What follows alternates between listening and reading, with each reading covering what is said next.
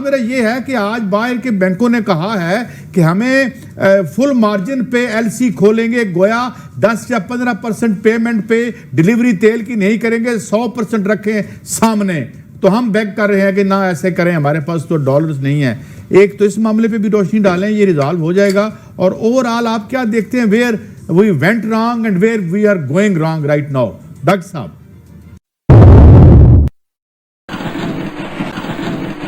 can't be chooses. Please understand that. Pakistan की जो रोटी है आप उसको सिकोड़ना चाहते हैं। Can't be chooses. Please understand that. देखिए, एक तो ये जो ऑयल का मसला है, इसको ये तो इस बात की अक्कासी कर रही है कि सबको पता है कि अभी हमारा जो फॉरेन एक्सचेंज का जो खजाना है, फॉरेन एक्सचेंज रिजर्व जो है, वो बिल्कुल कम से कम तर हो चुके हैं। इसमें जो पैसा पड़ा भी हुआ है वो पाकिस्तान शायद इस्तेमाल भी नहीं कर सकता। और अभी तक IMF के साथ समझौता नहीं हुआ जिसके तहत IMF हमें थोड़े से पैसे दे देगा। जो हमारे डॉलर का जो खसारा है वो तो 30 अरब डॉलर के करीब है जो हमने पेमेंट्स करनी है। लेकिन अभी शायद IMF के देने से फिर बाकी दीगर जो बैंक है, वर्ल्ड बैंक हो गया, एशियन बैंक हो गया, और बाकी जो हमारे बायलैटरल कंट्री के लोन है वो शायद आ जाए। एक बात यह कि ये सरासर ये तमाम ये कर्जा जात है। अगर इनके जरिए हम मौजूदे कर्जे दे दें तो आप ये मत समझिए कि हमारा बहरान खत्म हुआ, वो सिर्फ टल गया है।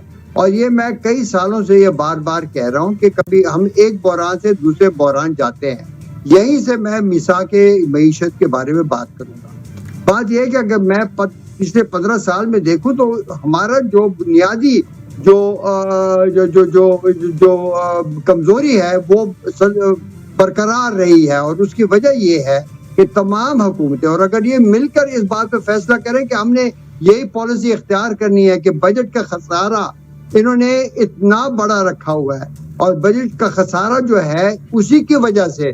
देखिए, मैक्रो इकोनॉमिक्स में मैं थोड़ी हट के बात करूं कि फिस्कल पॉलिसी, मॉनेटरी पॉलिसी और जो आपके एक्सटर्नल बैरूनी अकाउंट्स हैं वो सब जुड़े हुए हैं। इनको समझने की जरूरत है। अगर ये मिसा के मईशत करना चाहते हैं, इनको तो पहले मैं एक लेक्चर दे दूं कि ये आखिर ये इन्होंने किस चीज को देखना है। अब बात यह कि ये जो खसारा है इसमें हमारे कुछ कॉन्स्टिट्यूशनल कंस्ट्रेंट्स भी आ गई हैं।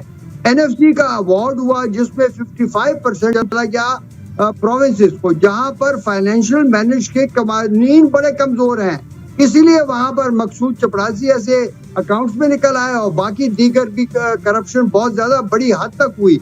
हमें चाहिए है, और जो वो है हमारी फेडरेशन है, उसके पास इतना पैसा नहीं रहा कि वो अपने अखराजात पूरे कर सके। और वो जो अखराजात नहीं पूरे कर सके तो वो आगे से फिर खसारे में जाते हैं तो कर्जा बढ़ता है। डॉक्टर साहब, मेरे पैनलिस्ट आपसे सवाल करेंगे। एक बात, जुलाई में खुदा ना खास्ता पेट्रोल की दरामद में किसी रखने का खदशा तो नहीं है, गॉड फॉरबिड?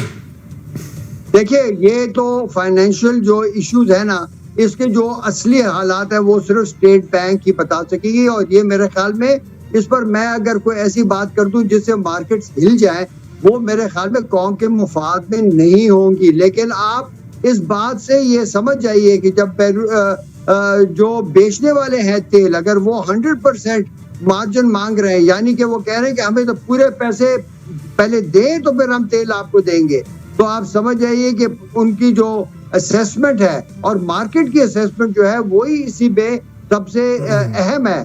तो वो जो है उसकी वजह से तेल के में मैंने आज देखा, आज से ही ट्रैफिक की लाइनें लग गई पेट्रोल पंपों के बाहर। बात यह है कि पाकिस्तान में जो हालात एकदम पैदा हो चुके हैं, ये सियासी बहरान की वजह से मईशत के ऊपर भी कोई अटेंशन नहीं, और जो नई टीम आई है उनको इस बात की समझ ही नहीं। मैंने देखा अभी थोड़ी देर पहले हमारे जो कमसन फाइनेंस मिनिस्टर हैं, वो ये देखिए ना, ये कोई कैंटीलैंड का अकाउंट नहीं है कि ये चीज ऊपर है ये चीज नीचे हो गई। आपने जो बुनियादी चीजें हैं उनको उसके बारे में बताइए कि आपकी जो फाइनेंशियल मैनेजमेंट है उसका रुख किस तरफ है। क्या आप एक्सपेंडिचर्स को कट करने लगे हैं? ये नहीं कि हमने यहाँ पर थोड़ी कफायशारी कर दी या हमने जनाब पेट्रोल की जो अलॉटमेंट है वो कम कर दी। ये तो हंसने का मौका है। अगर इनका ये ख्याल है कि पाकिस्तान की मईशत के जो मुश्किलात हैं वो चंद अफसरों के पेट्रोल की उससे कम हो। मैं तो कहता हूँ आपके पास 1 लाख सरकारी गाड़ी है, 80,000 को वापस करें। मैं कहता हूँ कि आप अपनी जो तनख्वाहें बढ़ाई जा रहे हैं इनको बंद करें, कम करें, 15% हर चीज में कटाई करें, तो फिर आपका जो बजट डेफिसिट है वो इस कदर कम होगा कि उसकी वजह से ना ही इन्फ्लेशन ये जो है वो उसको और कुव्वत मिलेगी, ना ही आपका करंट अकाउंट के ऊपर इतना प्रेशर आएगा कि जो आपकी थोड़ी सी मुख्तसर से रिजर्व्स हैं वो आप उड़ाई जा रहे हैं। देखिए बात सुने, ये जो वर्ल्ड ये IMF वगैरह जो दे रहे हैं ये तो सिर्फ इसलिए दे रहे हैं कि वो उनके जो कर्जे हैं वो आप उनको टाइम पर वापस कर सके। पाकिस्तान की मीशत को ये अपने पैरों पर खड़ा नहीं कर रहे, उसके लिए हमने खुद आगे चलना होगा। मेरे ख्याल में ये मिसाक मईशत का जो नाम है ये पॉलिटिकली बदनाम हो चुका है। लेकिन बिस्मिल्लाहिर्रहमानिर्रहीम। डॉक्टर साहब गुजारिश है जैसे आप मैं सुनो, इसका मतलब है हम IMF से डील कर लेते हैं उनकी सख्त शराइत मान के। आज 7 जून 2022 है तो 23 में तो हम पर कर्जे और होंगे, IMF की मजीद शराइत होंगी, तो हम तो कर्जों की दलदल से निकल ही नहीं पाएंगे इससे ज्यादा सारी उम्र।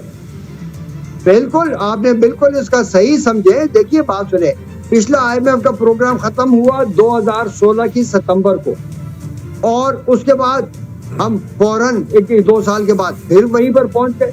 अभी भी अगर आपको ये कर्जे मिल भी जाते हैं तो ये तो आपको सिर्फ अगले 2-3 महीने या 6 महीने तक आपको लेके जाएगा, फिर एक और बहरान खड़ा हो जाएगा। ये बहरान खड़े होते रहेंगे, इनका हल IMF के पास जरूर है कि वो आपको फॉरेन एक्सचेंज दे और आपकी जो इकोनॉमिक पॉलिसी है उसका सर्टिफिकेट दे के सही है, लेकिन उसका जो हल है वो आपकी अपनी बजट पॉलिसी में है। आपने बजट के अखराजात देखे, टैक्स बढ़ा कर हमने तमाम कारोबारों को ठप कर दिया और हमने लोगों पर इतना जो बोझ डाल दिया है, चाहे बिजली की कीमत में टैक्स है, चाहे पानी की बोतल की कीमत में टैक्स है 17%। हमने इससे और क्या आप नचोड़ेंगे इस गरीब कौम को? आपको चाहिए कि तो डॉक्टर साहब ये फरमाया कहाँ लिखी जाए, हम कोई 26-27 मरतबा IMF के पास जाते हैं, हर दफा कर्जा माजी की निस्बत 10 गुना ज्यादा बढ़ जाता है। ये तजर्बा कार भी है और आके हमें और मजीद दलदल में फेंक दी है। देखिए आपने बिल्कुल सही कहा, ये 26वां के कौन सा ये प्रोग्राम है, और मैं तो IMF में टाइम गुजारा, कभी भी मैंने इस तरह का, मैं कहूँगा एक सख्त लफ्ज है, बेहुदा प्रोग्राम नहीं देखा कि जो इस वक्त माने हुए असूल हैं उसके खिलाफ। ये वेस्टर्न मुल्क ममालिक में क्या किया उन्होंने, जब कर्जे बढ़े उन्होंने शरह सूद को 2%, 3% पे ले आए, यहाँ पर 15-16% पर चल रहे हैं। जब आपका शरह सूद इतना बड़ा हो जाए तो फिर आपके कर्जे तो खुद डबल ट्रिपल क्वाड्रुपल होते जाते हैं। देखिए बात सुने, यहाँ पर इन चीजों को समझ की जरूरत है। अभी स्टेट बैंक का जो पिछला गवर्नर था वो भी IMF का था, उसने आंखें बंद करके उन्हीं के कहने पर, अभी जो पीछे रह गया है डिप्टी गवर्नर जिसको अभी संभालने को दिया वो भी वही का है। आप देखें 1 हफ्ता पहले क्या हुआ, 1 हफ्ते पहले ये हुआ कि जब इससे पहले जो गवर्नमेंट ने और कर्जे लेने थे लोकल मार्केट से, तो वो उसकी शरह पहुंच गई कोई 13.5% पर। तो स्टेट बैंक ने अपनी शरह जो पॉलिसी है वो उसको भी 13.5 पर ले आए। आज कल परसों की बात है कि बैंकों ने उस शरह सूद को 15% के 15.5 पर ले गए। इसका मतलब क्या हुआ, ये जो तमाम बैंक है, MCB, फलाना ढींगला, ये अरबों रुपए पाकिस्तान के बजट से चूस रहे हैं, और उन्हीं बैंकों के जो मालिक हैं वो आजकल इकोनॉमिक एडवाइजरी कमेटी के मेंबरान हैं, और वो इसी चीज को चलाते रहेंगे। पाकिस्तान इस वक्त सूद, मैं कहूंगा आप कर्जे भूल जाइए, सूद के दलदल में फंसा हुआ है। और जब तक हमने ये मॉनेटरी पॉलिसी करेक्शन और फिस्कल पॉलिसी करेक्शन नहीं की, आप ये याद रखिए करंट अकाउंट नहीं ठीक होने लगा। करंट अकाउंट होता है बैरूनी जो आपके वो है खरीदो फरोख्त का जो बैलेंस है वो एक अक्कासी करता है। करंट अकाउंट आपके कंट्रोल में नहीं होता।